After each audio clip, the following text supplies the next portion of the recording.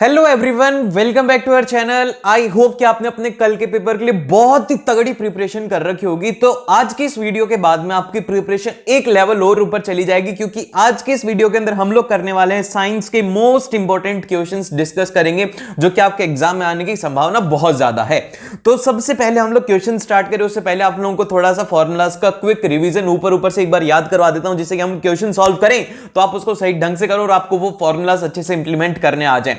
तो सबसे फर्स्ट हम लोग बात करते हैं, वो करते हैं यहां पर लॉ ऑफ रिफ्लेक्शन की। तो देखो ये जो है ये सब्जेक्टिव क्वेश्चन के लिए इंपॉर्टेंट क्वेश्चन है, तो इसको यहां पे मार्क कर लेना कि ये क्वेश्चन एग्जाम में आ सकता है। ये इंपॉर्टेंट है क्योंकि देखो बहुत बार क्वेश्चन पूछा जा चुका है। तो बेसिकली सबसे फर्स्ट तो इसका डायग्राम याद रखना कि इसके अंदर एक इंसिडेंट रे होती है यहां पे, फिर उसके बाद में दूसरी होती है रिफ्लेक्टेड रे और ये बीच में होता है नॉर्मल। अब लॉ ऑफ रिफ्लेक्शन क्या बोलता है? सबसे फर्स्ट ये बोलता है कि इंसिडेंट रे हो गया, रिफ्लेक्टेड रे हो गया और जो नॉर्मल है ये सारे के सारे एक ही प्लेन में लाई करते हैं। फिर सेकंड जो है इसका रूल ये बोलता है कि angle of incidence is equal to the angle of reflection. Angle of incidence हमेशा एंगल ऑफ रिफ्लेक्शन के बराबर रहेगा। और अगर मान लो कि लाइट है वो 90 डिग्री के ऊपर आती है तो आई की वैल्यू 90 डिग्री, तो वो आर की वैल्यू भी 90 डिग्री के ऊपर वापस से चली जाएगी। मतलब क्या हुआ? मतलब ये हुआ कि अगर इस तरीके का मिरर है, इसके ऊपर लाइन यहां से आती है लाइट, तो इधर से आएगी तो इधर से ही वापस से चली जाएगी, बाउंस बैक हो जाएगी उसी पाथ के ऊपर। फिर इसके बाद में जो नेक्स्ट आता है वो आता है कॉनकेव मिरर। कॉनकेव मिरर से रिलेटेड ये चीजें याद रखना कि कॉनकेव मिरर जो होता है इसमें जो इमेज फॉर्म्ड होती है रियल और इन्वर्टेड होती है सभी केसेस के अंदर। बस एक एक्सेप्शन है, वो है लास्ट वाला, कि जब हम इसे फोकस और पोल के बीच में रखते हैं तो वहां पे वर्चुअल और इरेक्ट फॉर्म होती है। फिर सेकंड आता है कि यही बात यहां पे लिखी हुई है। फिर इसके बाद में जो नेक्स्ट आता है कि आपको रे डायग्राम अगर बनाना के लिए आता है तो ध्यान रखना कि रे डायग्राम के अंदर आपको सबसे फर्स्ट रे निकालनी है पैरेलल में। ठीक है, पैरेलल में ये वाली जो रे अभी मैंने हाईलाइट करी है ना, ये वाली रे निकालनी है, इसको फोकस से पास करवा देना। फर्स्ट रे ये रहेगी।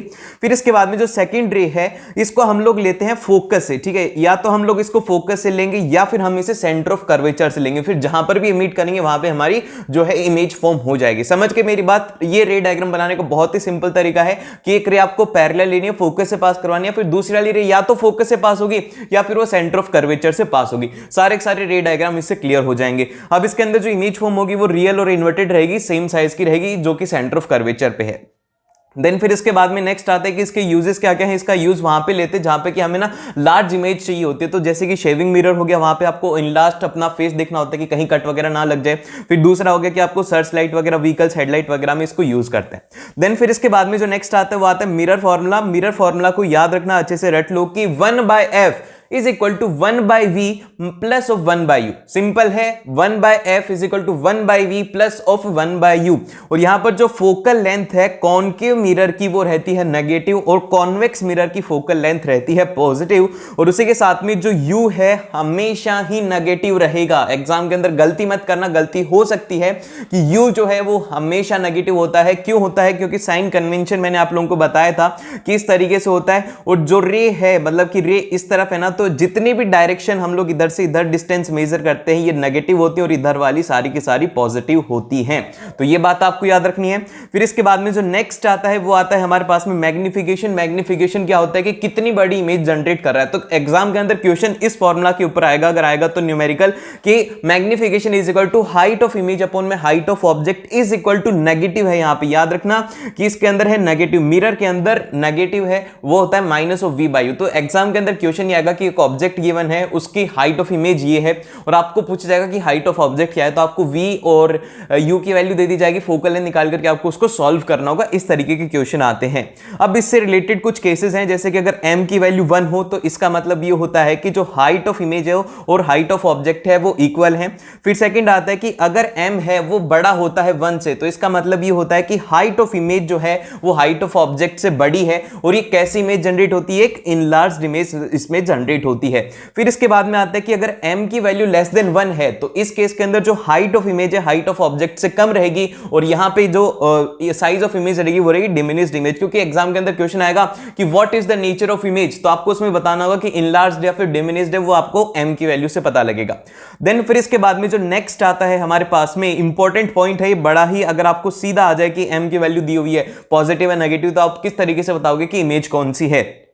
तो इसको आइडेंटिफाई करने के लिए अगर m की वैल्यू नेगेटिव होती है तो इस केस के अंदर रियल और इन्वर्टेड इमेज फॉर्म होती है, और वहीं पर अगर m की वैल्यू पॉजिटिव हो जाती है तो जो इमेज होती है वर्चुअल और इरेक्ट होती है। ये देखो ये 6 पॉइंट हैं, ये याद रखना कि m लेस देन 1 के लिए क्या होता है, m ग्रेटर देन 1 के लिए क्या होता है। तो सिंपल याद रखो ग्रेटर देन 1 मतलब बड़ा, तो बड़े का मतलब क्या होगा कि height of image height of object से बड़ी रहेगी, और लेस देन 1 का मतलब क्या होगा कि height of image height of object से छोटी रहेगी।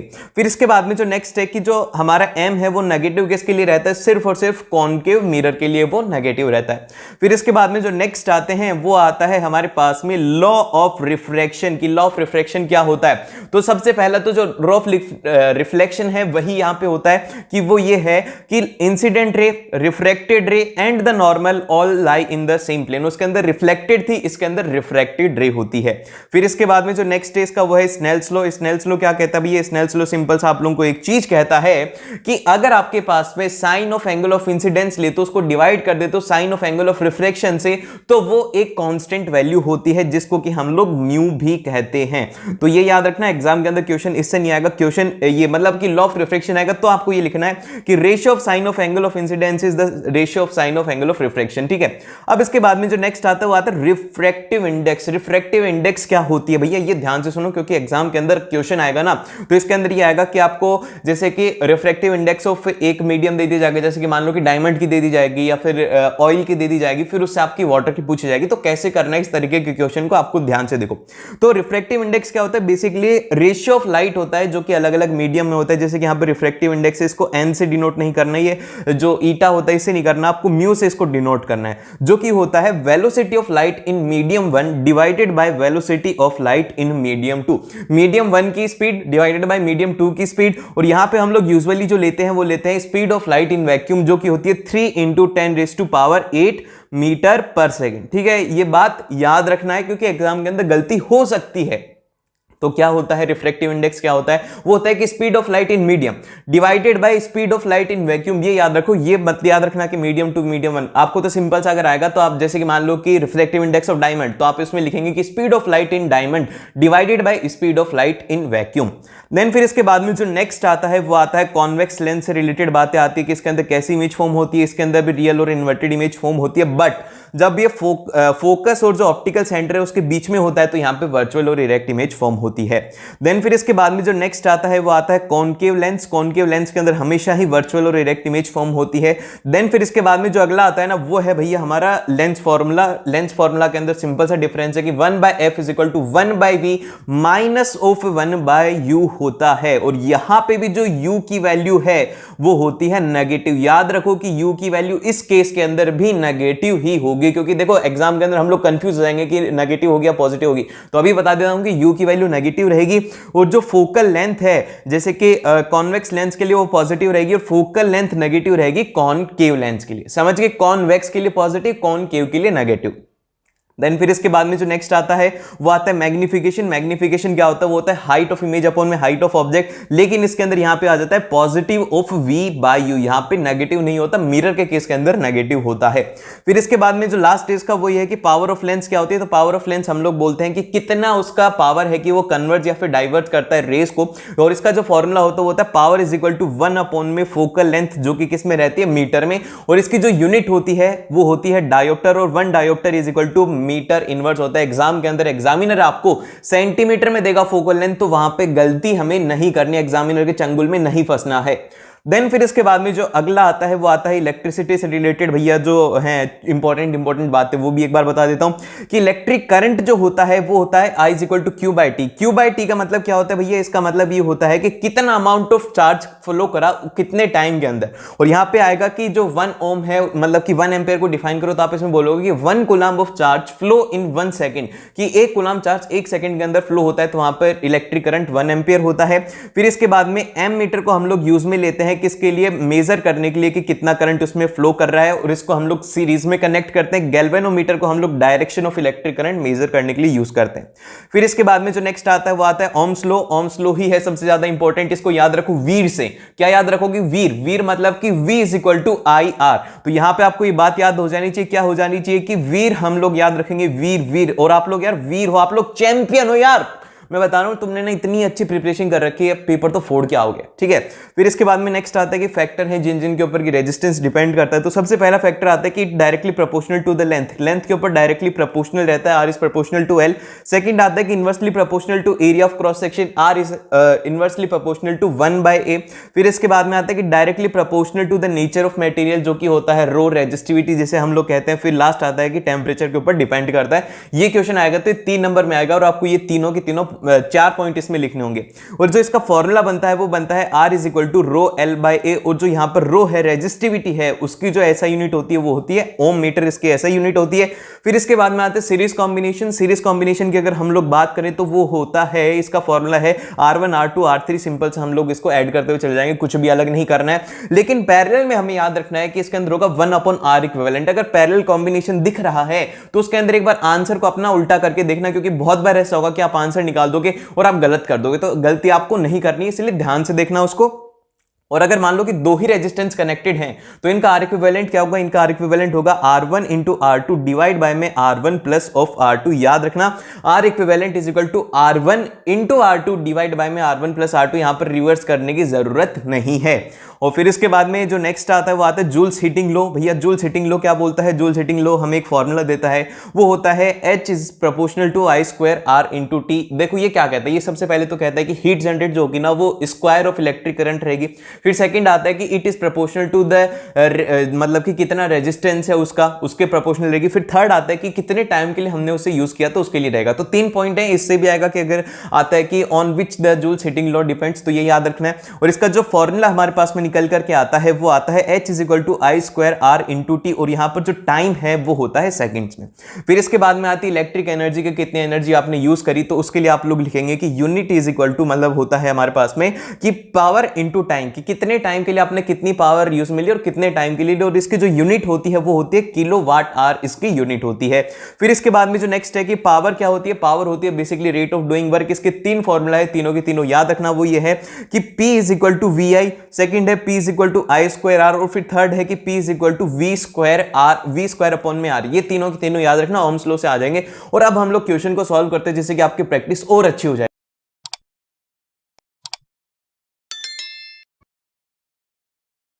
अशोक है, अशोक क्या कर रहा है कि कुछ रिएक्शंस लिखी हैं उसने, वो बता रहा है कि किस तरीके से मेटल जो है वो और से अलग हो जाते हैं। अब देखो ये जो रिएक्शन है इनमें आपको दिख रहा है एक चीज है वो है कॉमन कार्बन। अब देखो कार्बन नहीं है, वो कोक है। कोक का काम क्या होता है, कोको कोला वाली कोक नहीं है ये। कोक वो होता है जब कार्बन को ना बहुत ही ज्यादा अच्छे से आटा होता है ना उससे भी पतला उसको पीस दिया जाता है, तो वो क्या होता है, वो एक तरीके से कोक होता है। कोक का काम यहाँ पे क्या होता है, ये होता है एक तरीके का रिड्यूसिंग एजेंट होता है। ठीक है, रिड्यूसिंग एजेंट का मतलब क्या हो गया, रिड्यूसिंग एजेंट का मतलब ये हो गया कि ये दूसरे को रिड्यूस कर देगा। तो यहाँ पे क्या होगा कि जितने भी हैं ये ऑक्साइड्स में है तो इनको रिड्यूस करके इनके जो ओरिजिनल फॉर्म है उसमें कर देगा। तब देखो यहाँ पे आप जब इसकी रिएक्टिविटी सीरीज देखोगे तो रिएक्टिविटी सीरीज में जब आप देखेंगे कि जो हाईली रिएक्टिव होते हैं जैसे कि हमारा सोडियम हो गया और ये पोटेशियम हो गया, तो ये किसी भी रिड्यूसिंग एजेंट के साथ में रिएक्शन नहीं करते। ऐसा इसलिए नहीं करते क्योंकि देखो ये तो हो गया सोडियम और ये हो गया ऑक्सीजन, इनकी बॉन्डिंग ही इतनी ज्यादा स्ट्रांग होती है कि कार्बन इनकी बॉन्डिंग ही नहीं तोड़ पाता। जब कार्बन इनकी बॉन्डिंग ही नहीं तोड़ पाएगा तो इसमें तो कोई रिएक्शन ही नहीं होगी। और यहां पे आप लोगों से पूछा गया है, वो पूछा गया है कि आइडेंटिफाई द इनकरेक्ट। आपको इनकरेक्ट बताना है, करेक्ट नहीं बताना, इनकरेक्ट बताना है। तो कोक तो सभी को रिड्यूस कर देगा, तो इसके अंदर सभी के सभी मेटल्स को तो इसने रिड्यूस कर दिया, लेकिन यहां पर इसने गलती कर दी कि ये किससे भिड़ गया, ये भिड़ गया सोडियम से। और सोडियम तो खुद ही इतनी ज्यादा स्ट्रॉन्ग बॉन्ड बनाता है तो उसको तो कार्बन कुछ भी नहीं कर पाएगा। तो इसीलिए हमारा जो ऑप्शन हो जाएगा वो हो जाएगा क्यों एकदम से करेक्ट होगा कि ये एक इनकरेक्ट ऑप्शन है। अब इसके बाद में आता है हमारा क्वेश्चन नंबर 5। क्वेश्चन नंबर 5 के अंदर कहा गया है कि हम लोग कुछ रिएक्शंस करवा रहे हैं ओपन वेसल में, तो बताइए कि कौन से वाली सही होंगी। तो सबसे पहली जो रिएक्शन है वो गिवन है कि आपके पास में कॉपर है और उसके साथ में ऑक्साइड है। जब आप हीट करते हो तो आपके पास में जो मिलता है वो मिलता है कॉपर ऑक्साइड। तो रिएक्शन तो एकदम से सही है। और इसके बाद में इसी तरीके से बोला गया है कि Zn प्लस CuSO4 जो है ZnSO4 प्लस ऑफ Cu देता है। फिर इसके बाद में यहां पर दिया हुआ है कि 2 टाइम्स ऑफ FeSO4 हीट करने पर हमें देगा Fe2O3 और उसके साथ में सल्फर डाइऑक्साइड और सल्फर ट्राइऑक्साइड। अब क्वेश्चन क्या पूछ रहा है, क्वेश्चन हमसे ये पूछना चाहता है कि which of the following correctly shows if the weight of the reaction vessel, मतलब कि if the weight of reaction vessel, हम कर रहे हैं जो कंटेंट है उसको एक बार हमने एक पतीले में डाल दिया और उसका वेट कर लिया रिएक्शन से पहले और रिएक्शन के बाद में, तो आप बताओ कि किसके अंदर वेट घटेगा या फिर बढ़ेगा। तो देखो ये तो बहुत ही ज्यादा कॉमन सेंस वाला क्वेश्चन है कि जब कभी भी कोई भी, जैसे कि आपने स्टार्टिंग के अंदर क्या लिया, दो आपने एक एटम, ये मतलब कि एक रिएजेंट ये लिया दूसरा रिएजेंट लिए, दोनों को मिक्स किया और दोनों को मिक्स किया आपने, अगर वो वहीं पर ही है तो उसका तो वेट सेम रहेगा। लेकिन अगर उनमें से मान लो कि जो मेरी ऑक्सीजन है या फिर कार्बन डाइऑक्साइड है वो उड़ गई, तो क्या हुआ कि वहां पर वेट तो कम हो गया, था तो पहले उसमें उसी से तो बन करके वो गई थी और वो हवा में उड़ गई, तो क्या होगा उसका वेट जब हम करेंगे तो क्या उसका वेट रिड्यूस हो जाएगा। तो ये तो एकदम से करेक्ट बात है। तो अब देखो यहाँ पे जो ऑप्शन नंबर पी है, मतलब रिएक्शन पी है, इसके अंदर बोला गया कि कॉपर प्लस ऑक्सीजन, आपके पास में पहले कॉपर का ही वेट था, ऑक्सीजन का वेट नहीं था, ऑक्सीजन तो गैस फॉर्म में थी तो आपने उसका वेट नहीं किया, लेकिन जब आपकी कॉपर ऑक्साइड बनी तो आपने इसका वेट किया, तो इसका वेट क्या होगा, इसका वेट होगा इसके इसके अंदर इंक्रीज रहेगा। फिर इसके बाद में अगली रिएक्शन है कि यहां पर आपके पास में जिंक है और यहां पर CuSO4 है और ये एक डिस्प्लेसमेंट रिएक्शन है, तो इसमें कोई भी हमारे पास में गैस नहीं बनी तो कुछ गया नहीं, तो ये क्या रह जाएगा, ये हो जाएगा रिमेन्स सेम। ठीक है, ये हो जाएगा रिमेन सेम। और फिर इसके बाद में अगला जो है वो है हमारे पास में फेरस सल्फेट है FeSO4। FeSO4 जब रिएक्शन कर रहा है तो यहां पे देखो दो दो गैसेस निकल रही है, एक निकल रही है SO2 और एक निकल रही है SO3, तो ये गैस तो हवा में उड़ जाएंगी ना, तो जब हवा में उड़ गई तो इनका वेट क्या हो जाएगा, वो हो जाएगा फाइनल वेट हो जाएगा कम, तो इस केस के अंदर क्या होगा, वो हो जाएगा डिक्रीज। अब देखते हैं इसके कौन से वाले ऑप्शन के अंदर ये सही बातें दी हुई हैं। इसमें बोला गया कि पी जो है वो हो जाएगा डिक्रीज, ये डिक्रीज नहीं होता उसमें इंक्रीज होगा, तो COD बचे। अब COD के अंदर देख लेते हैं हम लोग कि हमारा जो Q है वो क्या है, वो रहेगा रिमेन्स सेम, तो इसीलिए जो हमारे पास में डी ऑप्शन है वो एकदम से करेक्ट हो जाएगा। इतने आसान आसान क्वेश्चन है अगर आप ध्यान से देखो तो। ठीक है, अब इसके बाद में चलते हैं हम लोग क्वेश्चन नंबर 6 के ऊपर। क्वेश्चन नंबर 6 में आपको कहा गया है कि एक सॉल्यूशन है आपके पास में, उसकी pH है 12.1, तो ये क्या हुआ, एसिड हुआ या फिर बेस हुआ, जल्दी बताओ इसका आंसर। देखो तुम्हें ना ऐसे ना एक बच्चा मेरे को कमेंट करता है कि भैया आप है ना ये मत बोला करो कि आप है ना तुम कमेंट करा करो, आप खुद ही बता दिया करो। देखो मैं तो पूरे बता दूंगा, लेकिन जब मैं आप लोगों को बोलता हूँ ना कमेंट करो, तो आपका जब गलत हो जाता है ना तो आपको लगता है कि यार ये मेरे को याद रखना, और एग्जाम के अंदर वो गलती नहीं होती। तो इसीलिए मैं आप लोगों को बोलता हूँ कमेंट करो ताकि आप लोगों को उससे फायदा हो। अब देखो जैसे कि pH कितनी है, वो है 12.1, तो जो pH स्केल होती है वो स्टार्ट होती है 0 से, फिर उसके बाद में जाती है 7 तक, फिर उसके बाद में जाती है 14 तक, इस तरीके से इसमें होता है। और ये जो 0 से 7 तक होते हैं ये होते हैं एसिड, और फिर उसके बाद में 7th वाला जो होता है ये होता है हमारे पास में न्यूट्रल, और जो 7 से लेकर के 14 तक होते हैं ये होते हैं बेस। तो ये क्या है, ये है एक तरीके से हमारा बेस है। अब इसमें कहा गया है कि which of the following can be done to reduce its pH, हम क्या कर रहे हैं, हमें क्या करना है कि उसकी pH जो है उसको रिड्यूस करना है। तो जब हम इसकी pH रिड्यूस करेंगे तो हम क्या करेंगे कि देखो हमारी इस रेंज के अंदर है ये pH, और हम जब इसको रिड्यूस करेंगे तो हम क्या आ रहे हैं, एसिड की तरफ आ रहे हैं। तो ये किस किस तरीके से हम लोग कर सकते हैं, तो सबसे पहला तरीका बोला गया है कि add distilled water to it, आप इसके अंदर पानी डाल दीजिए। तो पानी डालने से क्या होगा कि उसकी जो pH है, हर एक जो आयन प्रेजेंट होता है, pH क्या होता है बेसिकली कितने आपके पास में हाइड्रोजन आयन, जब पानी आप उसमें डालोगे तो उनकी क्वांटिटी क्या हो जाएगी, वो कम हो जाएगी। तो जब कभी भी आपको एसिड की भी अगर pH इंक्रीज करनी होती है, एसिड के केस के अंदर इंक्रीज हो गया वाटर डालोगे तो, और बेस के केस में वो रिड्यूस होगी क्योंकि वो न्यूट्रल पॉइंट की तरफ शिफ्ट होंगे। ठीक है, तो इस केस के अंदर क्या होगा कि जब वाटर उसमें डालोगे तो उसकी जो pH है वो रिड्यूस हो जाएगी।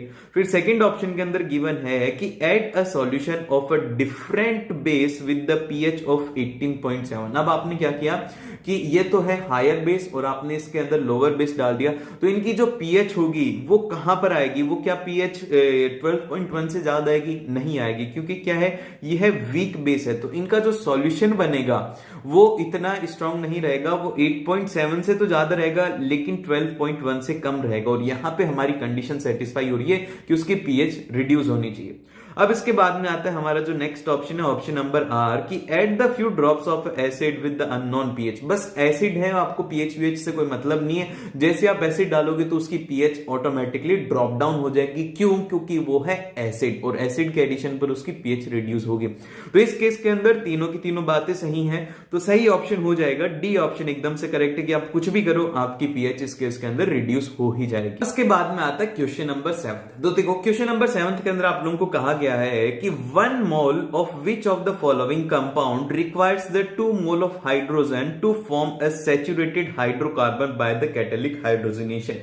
तो देखिए आपके पास में अनसैचुरेटेड है, उसको कन्वर्ट करना है सैचुरेशन में। तो देखो होता क्या है ये बेसिकली कि अनसैचुरेटेड जो होते हैं, जैसे कि यहां पर मैं आपको बताता हूं कि ये कार्बन और कार्बन है, डबल बॉन्ड के साथ में क्या हो गया, ये हो गया अनसैचुरेटेड। अब इनको क्या इन्होंने जैसे कि मान लो कि अब क्या होता है, मैं आपको एग्जांपल देता हूं कि आप लोग है ना 10th के बाद में कोई भी स्ट्रीम लोगे ना, तो आपको अपनी स्ट्रीम तो लगेगी टफ और दूसरे की लगेगी आसान, तो आप चाहोगे कि यार मैं उसमें चला जाऊं। तो ऐसे ही होता है, ये बन तो जाता है अनसैचुरेटेड, लेकिन ये बनना चाहता है कि मैं तो है ना सैचुरेट ही रहना चाहता हूं, पहले वाली जिंदगी अच्छी थी, मेरे को फिर से 10th क्लास में ला दो। तो आपके केस में ऐसा नहीं होगा। अगर एक बार 10th पास कर ली तो हो गया, फिर उसके बाद में पीछे का कोई रास्ता नहीं है। आप देखो यहां पे अब ये क्या होगा कि आपको सैचुरेट करना है तो सी डबल बॉन्ड सी करना होगा। तो हाइड्रोजनेशन में क्या होता है कि हाइड्रोजन आकर के ऐड हो जाते हैं, बॉन्ड ब्रेक हो जाएगा। तो इस केस के अंदर क्या होगा कि एक ये जो बॉन्ड है ये वाला नीचे वाला, ये बॉन्ड ब्रेक हो जाएगा, एक हाइड्रोजन यहां पर आकर के जुड़ेगा और एक हाइड्रोजन यहां पर आकर जुड़ेगा। और 1 मोल के अंदर कितनी हाइड्रोजन जुड़ेंगी, वो जुड़ेंगे हमारे पास में 2 हाइड्रोजन जुड़ेंगी। 1 मोल के अंदर 2 हाइड्रोजन होती हैं। तो इस तरीके से अब आपको निकालना है कि कौन से वाला करेक्ट होगा। तो अगर हम लोग बात करें पी में कितने बॉन्ड है, तो पी में हमारे पास में 2 बॉन्ड है, एक बॉन्ड ये रहा और एक बॉन्ड ये रहा। जब हम हाइड्रोजनेशन करेंगे तो एक हाइड्रोजन यहां पे आ गया, एक हाइड्रोजन यहां पर आ गया, ये क्या हो गया, ये हो गया 1 मोल, ठीक है। फिर उसके बाद में एक हाइड्रोजन यहां पर आ गया, एक हाइड्रोजन यहां पर आ गया, और ये कितने हो गए, ये हो गया 1 मोल। तो ये तो एक तो आंसर पी वाला हो गया। अब इसके बाद में क्यू वाला आता है। अब देखो क्यू वाले के अंदर क्या है कि हमने एग्जांपल लिया था डबल गाल, लेकिन इन्होंने क्या किया है, इन्होंने कर दिया इसको triple C, triple bond C. तो इसमें भी कोई बड़ी बात नहीं, क्या करना है आपको, सबसे पहले इसको ब्रेक करो, एक यहां पर मोल हो जाएगा। फिर उसके बाद में बचे हुए में से एक और को ब्रेक करो तो 1 हो जाएगा। तो इसको ब्रेक करने के लिए 2 मोल ऑफ हाइड्रोजन लगेंगी। तो यहां पर कितनी मोल ऑफ हाइड्रोजन लगेंगे, यहां पर लगेंगे 2, और इसके साथ में एक और ये गिवन है तो 1 मोल तो इसको भी चाहिए। तो ये तो टोटल ले रही है 3 मोल, लेकिन हमारे पास में कितनी है, बस 2 मोल है। 2 मोल है, ये 3 मोल मांग रहा है तो इसको भगा दो, नहीं है भाई हमारे पास में। फिर इसके बाद में यहां पर जो नेक्स्ट आ रहा है वो आ रहा है कि आपके पास में आर है। आर के अंदर क्या है, सिर्फ और सिर्फ एक ही है बॉन्ड, तो इसके अंदर 1 मोल काम में आ रहा है, तो ये भी नहीं होगा। फिर इसके बाद में एस है, तो एस के अंदर क्या 2 मोल हो जाएंगे। अभी अभी हमने देखा था ट्रिपल बॉन्ड में 2 मोल कंज्यूम हो जाते हैं। तो इसीलिए जो सही आंसर रहेंगे पी और एस ऑप्शन एकदम से सही है। तो इसीलिए सी ऑप्शन इसके लिए एकदम से करेक्ट हो जाएगा।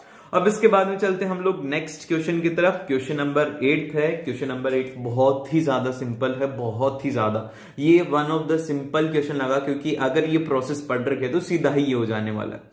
तो इसके अंदर कहा गया है कि एक हमारा प्लांट है, अच्छा सा प्लांट है, वो 3 चीजें करता है। एक करता है CO2, एक करता है O2, फिर उसके बाद में करता है एक करता है H2O की, मतलब अलग अलग प्रोसेस होती है, जिसमें कि वो O2 देता है, फिर उसके बाद में CO2 देता है, फिर उसके बाद में H2O देता है। तो ये कौन सी है।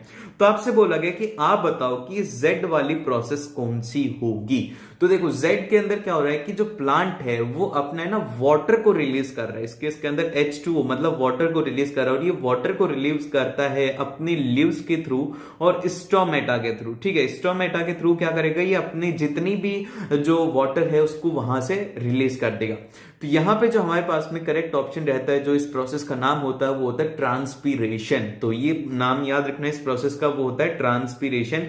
एग्जाम के अंदर ये भी आ सकता है कि डिफाइन ट्रांसपीरेशन, तो वहां पे आपको इसको याद रखना है। अब इसके बाद में आता है क्वेश्चन नंबर 9। क्वेश्चन नंबर 9 के अंदर देखो बहुत ही सिंपल है। आपको 4 सेट दिए हुए, सेट P और सेट Q और R और S 4 सेट दिए हुए हैं, और अब आपको बताना है कि इनमें से कौन सा ऐसा होगा कि जिसके अंदर की जो लाइम वाटर है उसका कलर चेंज हो जाएगा, व्हाइट में कन्वर्ट हो जाएगा।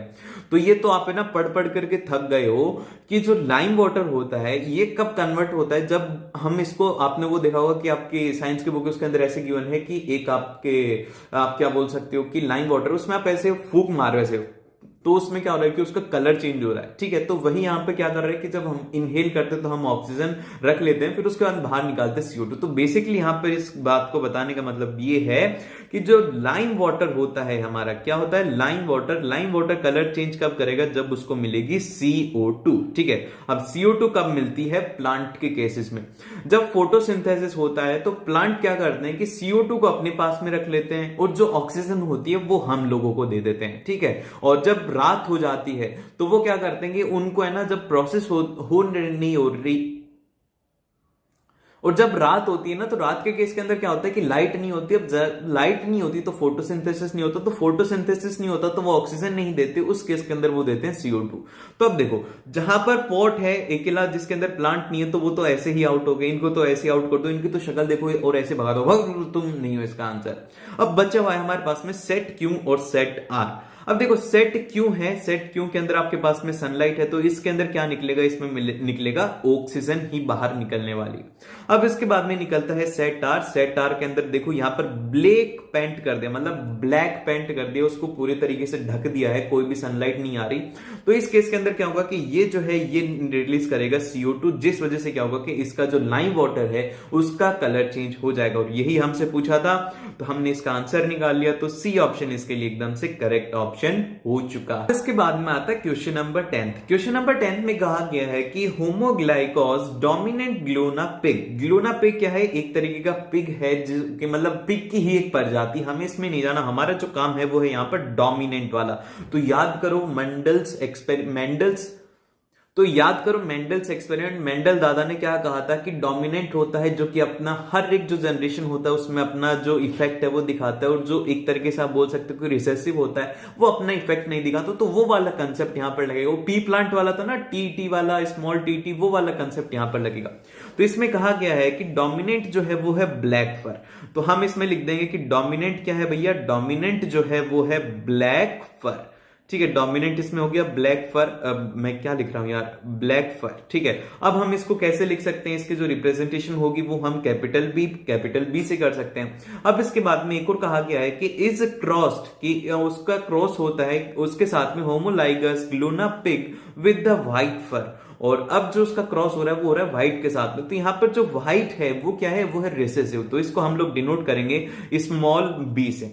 अब इसके बाद में जो F1, इसमें कहा गया कि F1 generation is crossed with itself. तो सबसे पहले F1 जनरेशन हम लोग बनाते हैं, तो फास्टली बना लेते हैं, बहुत ही ज्यादा सिंपल है। इसमें सबसे फर्स्ट में ये होगा, फिर उसके बाद में ये होगा, फिर उसके बाद में ये होगा, फिर उसके बाद में ये होगा, इस तरीके से बनेंगे। और सारे की सारी जो होंगी वो इसमें होंगी कैपिटल B और स्मॉल b, और यही इसमें टोटल रहने वाला है। लेकिन अब क्या कर रहे हैं कि हम ये वाली जो जनरेशन आई है कैपिटल बी और स्मॉल बी वाली, जब हम इसको क्रॉस करेंगे तो इस केस के अंदर क्या होगा, इस केस के अंदर रिजल्ट जो रहेगा वो ये रहेगा कैपिटल बी, फिर उसके बाद में कैपिटल बी स्मॉल बी, फिर उसके बाद में कैपिटल बी स्मॉल बी। लेकिन एक जो यहां पर आएगी नेक्स्ट जनरेशन के लिए F2 में, वो आएगा यहां पे स्मॉल बी और स्मॉल बी, फिर से यहां पे व्हाइट आ रहा है। और इस क्वेश्चन के अंदर बोला गया है कि what is the percentage of F2 generation is accepted to show the white fur coat. White fur coat कितनी परसेंट दिखाएंगे, तो 4 में से 1 है,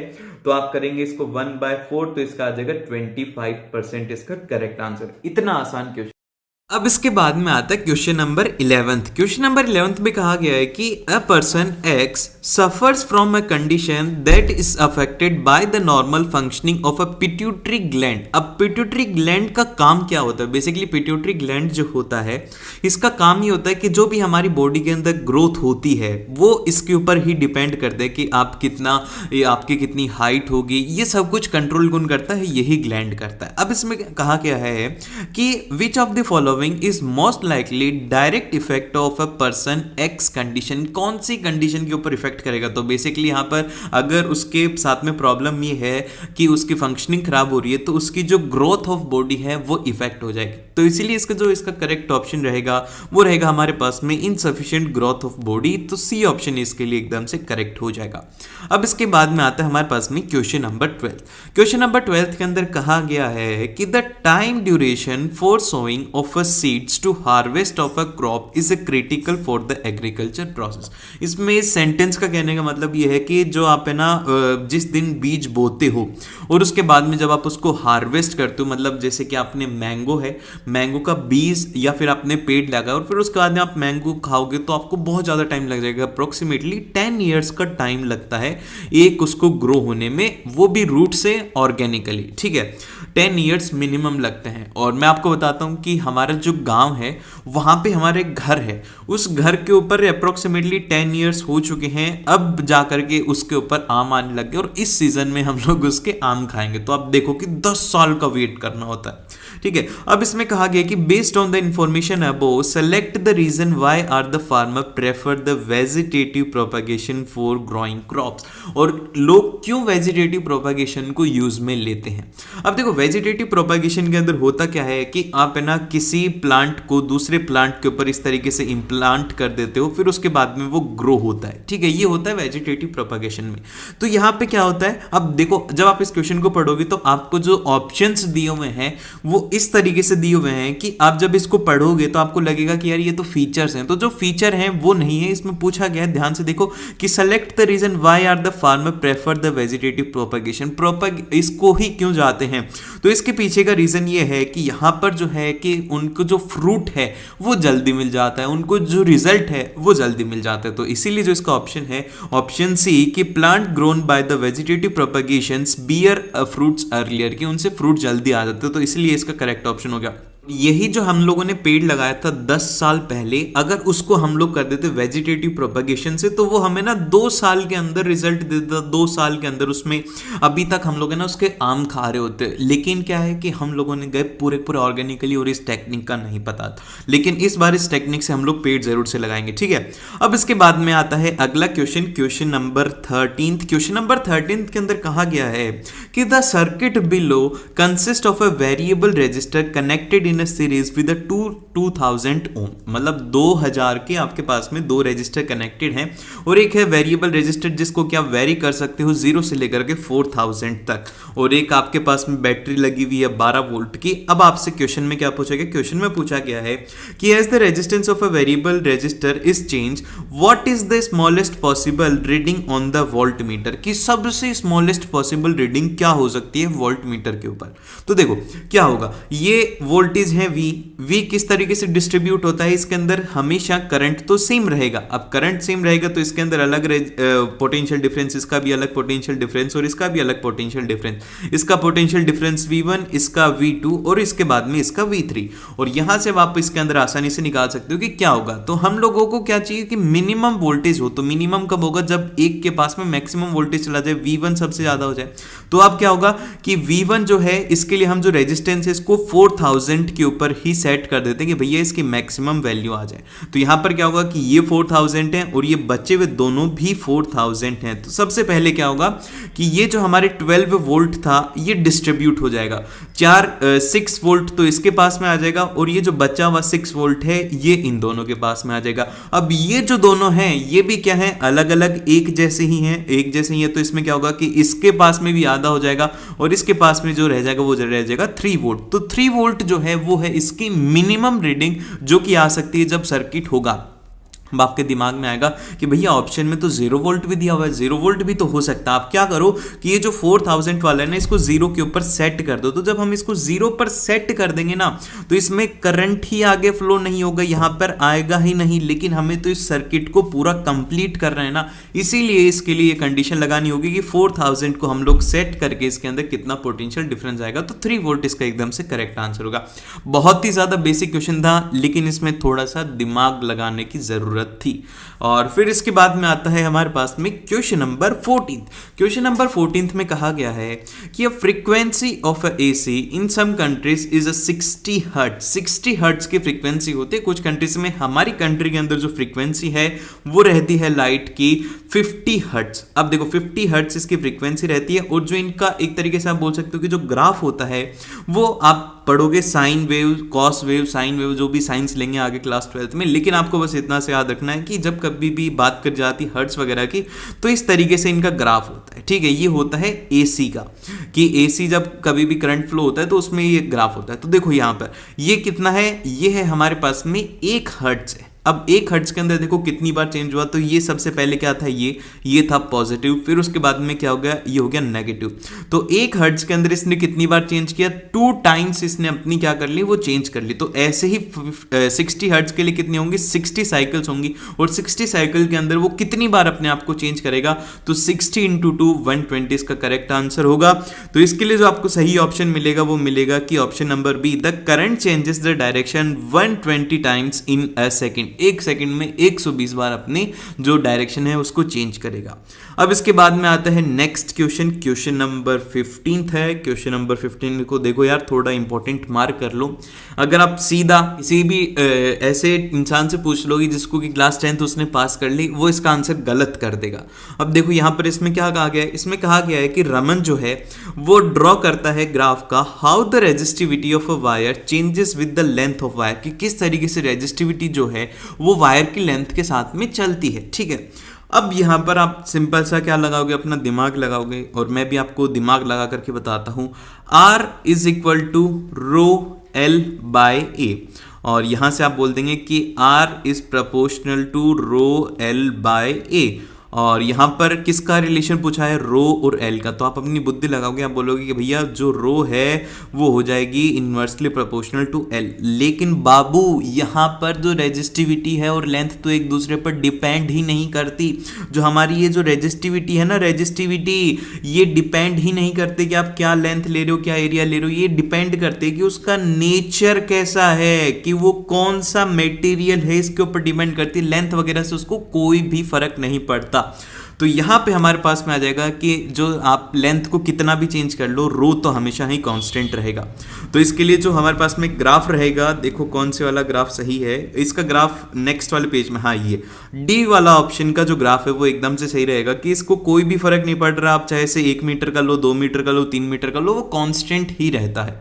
तो इसीलिए जो इसका ऑप्शन है वो है डी ऑप्शन, एकदम से करेक्ट है। देन फिर इसके बाद में आता है क्वेश्चन नंबर 16 है, जो कि एक लॉजिकल क्वेश्चन है, और लॉजिकल क्वेश्चन आते ही हम लोग वहां पर फेल हो जाते हैं, हमसे वो सॉल्व नहीं होता। लेकिन आप इसे सॉल्व करोगे, मैं आपको इसका कंसेप्ट बताता हूं। इसमें क्वेश्चन नंबर 16 के अंदर कहा गया है कि विच सर्किट शोज द करेक्ट, अब यहां पर देखो इसमें बोला गया है correct and the safe position for the fuse and the switch. Fuse और स्विच की सेफ पोजीशन और करेक्ट पोजीशन कौन सी होगी। तो इसमें देखो, जब कभी भी फ्यूज को लगाया जाता है, फ्यूज को क्यों लगाया जाता है, ये जो आप देख रहे हो डब्बा सा, ये क्यों लगाया जाता है और ये क्या होता है, मैं आपको ये भी बता देता हूं।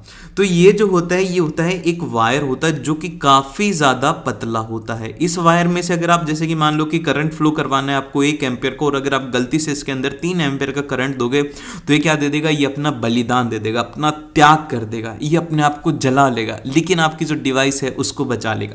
तो ये काम होता है फ्यूज का। तो फ्यूज हमेशा जो लगता है वो लगता है लाइव वायर में। ये आपको याद रखना होगा कि ये जो लगता है, ये लगता है लाइव वायर के अंदर, जिसके अंदर की इलेक्ट्रिसिटी फ्लो करती है। फिर सेकंड यहां पर बोला गया है कि अगर मान लो कि पोजीशन जो स्विच की है, अब हमारे पास में ऑप्शन बचेगा, एक तो ऑप्शन नंबर ए बचेगा, और फिर उसके बाद में एक ऑप्शन बचेगा हमारे पास में, इसका ही ऑप्शन नंबर पी। अब देखो इसके अंदर बोला गया है कि हम स्विच को लाइव वायर में लगाएं या फिर इसको हम न्यूट्रल वायर में लगाएं। तो देखो न्यूट्रल वायर के केस के अंदर अगर हम लोग स्विच लगाएंगे तो इसका जो सर्किट है वो आसानी से, अगर हम लोग इसकी अर्थिंग भी कर देंगे तो भी ये कंप्लीट हो जाएगा।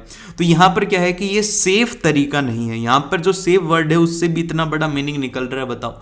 अगर आप सीधा देखोगे तो सीधा जो इंसान है उसके लिए तो ए और बी दोनों ही सेम हो जाएंगे, और आप आकर के बोलोगे कि भैया उसके अंदर इन्होंने गलती कर दी, ये इनको इतना भी नहीं पता था कि ऐसा होता। आप बोलोगे कि भैया ए और बी दोनों सही होंगे, लेकिन फिर आप जब इसका कंसेप्ट सुनोगे तो आप अपना मुंह लटका लोगे, ऐसे हो जाओगे कि भैया क्या करें, हो गया, कोई बात नहीं। लेकिन अब इसको समझ लो, अब इसको याद रख लो कि सेफ्टी के लिए जो स्विच होता है उसको भी लाइव वायर में ही कनेक्ट किया जाता है। इसीलिए जो इसका ऑप्शन है, ऑप्शन ए एकदम से करेक्ट रहने वाला है। अब इसके बाद में चलते हम लोग नेक्स्ट क्वेश्चन की तरफ, नेक्स्ट पेज पे। नेक्स्ट जो क्वेश्चंस हैं वो हैं 17 से लेकर के 20 तक के, बहुत ही आसान क्वेश्चन है, असर्शन और रीजनिंग के क्वेश्चन है, आप लोगों के फेवरेट क्वेश्चन है। अब इसमें यहाँ पर आता है क्वेश्चन नंबर 17 के अंदर कहा गया है assertion आपको दिया गया है कि a white washed wall develop a coating of a calcium carbonate after a few days। एक उसके ऊपर कैल्शियम कार्बोनेट की कोटिंग हो जाती है, वो तो आप लोगों को पता है कि वो झड़ने लग जाता है, ठीक है।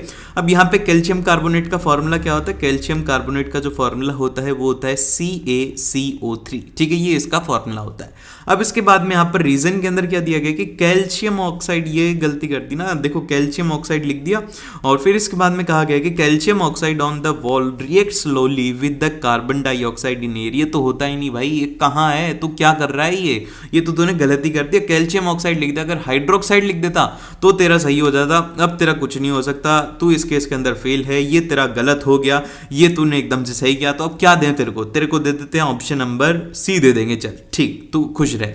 अब इसके बाद में आता है क्वेश्चन नंबर 18। क्वेश्चन नंबर 18 में असर्शन में हम लोगों को दिया गया है कि of spring produced by the sexual reproduction. देखो सेक्सुअल रिप्रोडक्शन का मतलब ये है कि इसके अंदर दो पेरेंट इन्वॉल्व रहेंगे, एक मेल और एक फीमेल, शोज द वेरिएशन, जो कि एकदम से सही बात है, वेरिएशन इसमें होता है, लेकिन ये सेक्सुअल में वेरिएशन नहीं होता, ये भी याद रख लो।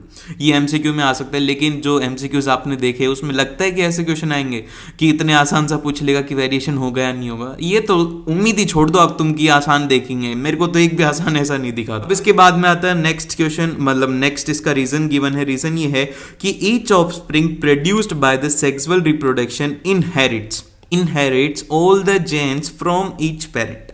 इसमें देखो यहाँ पर इसने एक बात लिखी है कि इनहेरिट्स मतलब लेता है सारे के सारे जो जीन्स हैं अपने हर एक पेरेंट से। ये अगर हो जाता तो वेरिएशन किस बात का आता? तो यहाँ पर इसकी गलती ये हो गई कि इसने ये जो वर्ड है ऑल लिख दिया, ये इस वजह से गलत हो गया कि सारे के सारे नहीं लेते, तो इसलिए रीजन इसका गलत हो गया। इसको निकालो यहाँ से, इसका भी ऑप्शन नंबर सी हो गया। तो अब देखो दो ऑप्शन सी आ गए, तो तीसरा वाला भी ऑप्शन सी, चौथे वाला भी ऑप्शन सी। ऐसा नहीं होता, ऐसा मत कर देना कि इसमें सी अगर नहीं आ रहा तो सी कराएं, नहीं, थोड़ा दिमाग लगाओगे तो हर एक चीज आसानी से कर सकते हो। फिर इसके बाद में आता है क्वेश्चन नंबर 19। क्वेश्चन नंबर 19 में कहा गया है, सेशन में दिया गया है कि capillaries have the wall that are just one cell thick. एकदम से सही बात है, कैपिलरीज जो होती हैं वो आर्टरीज और वेन्स को कनेक्ट करती हैं, वो सिर्फ और सिर्फ एक सेल ही थिक होती हैं। बहुत बढ़िया, बहुत अच्छे तरीके से आपने निकला, बहुत सुंदर तरीके से। फिर इसके बाद में आता है रीजन के अंदर कहा गया है कि exchange of a material between the blood and the surrounding sale tax place across the capillaries. ये इसने बोल दिया कि इसके कैपिलरीज के अक्रॉस ही होता है एक्सचेंज। तो क्या इसने सही बोला है? ये जो आंसर है आपका, ये एकदम से सही है। आप जीत चुके हैं 5 करोड़ रुपए, अगर आपने यहां तक देखा है तो, ठीक है। अब इसके बाद में इसका ऑप्शन एकदम से करेक्ट हो गया। देन फिर इसके बाद में आता है क्वेश्चन नंबर 20। क्वेश्चन नंबर 20 के अंदर कहा गया है एसर्शन में कि stationary charge particle placed in a magnetic field experience a force, कि अगर आप एक स्टेशनरी चार्ज पार्टिकल है ये रख दो, ये क्या मैग्नेटिक फोर्स को फील करेगा? नहीं करेगा। क्यों? क्योंकि आपने कंसेप्ट पढ़ा हुआ है कि एक तार होता है इस तरीके से, उस तार के अंदर जब करंट फ्लो करता है जब ही तो उसके अंदर क्या होता है, जब उसमें करंट फ्लो करता है जब भी वो मैग्नेटिक फील्ड को जनरेट करता है। जब मैग्नेटिक फील्ड को जनरेट करेगा तो उसको मैग्नेटिक फील्ड जनरेट मतलब कि फील भी होगा, ठीक है। लेकिन अब ये यहां पर ही बैठा है, तो बैठे बैठे को भैया कुछ नहीं फील होता, बस बैठा बैठा बैठा ही रह जाएगा, तो इसको कोई भी मैग्नेटिक फील्ड जनरेट नहीं होती। तो ए गलत हो गया, तो इसीलिए जो इसका ऑप्शन है डी ऑप्शन एकदम से करेक्ट हो गया।